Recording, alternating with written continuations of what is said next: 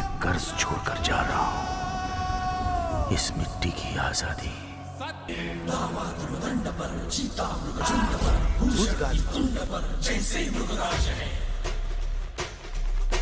14 जनवरी 1761 की सुबह पानीपत के मैदान में दो महान सेनाएं एक दूसरे के सामने खड़ी थीं। मराठा सेना के ढोल नगाड़े युद्ध का आह्वान कर रहे थे,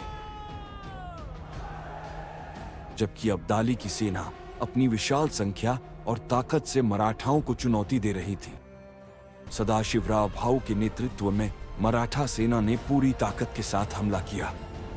घुड़सवार और पैदल सेना ने दुश्मन की पंक्तियों को तोड़ने की कोशिश की, लेकिन अब्दाली की सेना ने अपनी रणनीति के अनुसार मराठाओं का सामना किया। उनकी तोपें और बंदूकें मराठा सेना पर भारी पड़ी और मराठाओं को बड़े पैमाने पर नुकसान होने लगा। युद्ध के दौरान हाथियों का भीषण टकराव हुआ।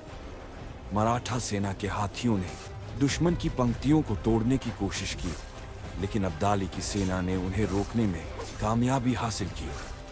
मराठा सेना, जो कई महीनों से रसद की कमी झेल रही थी, अब धीरे धीरे थकने लगी। उनकी गति धीमी हो गई कि रणनीति पर इसका गहरा असर पड़ा।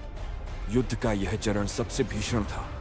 मराठाओं ने अपनी आखिरी ताकत का इस्तेमाल किया, लेकिन अब्दाली की सेना की संख्या और उनकी योजनाबद्ध रणनीति ने मराठाओं को हाशिए पर धकेल दिया। सदाशिवराव भाऊ ने अपनी पूरी शक्ति के साथ युद्ध किया, लेकिन वह चारों ओर से दुश्मनों से घिर गए।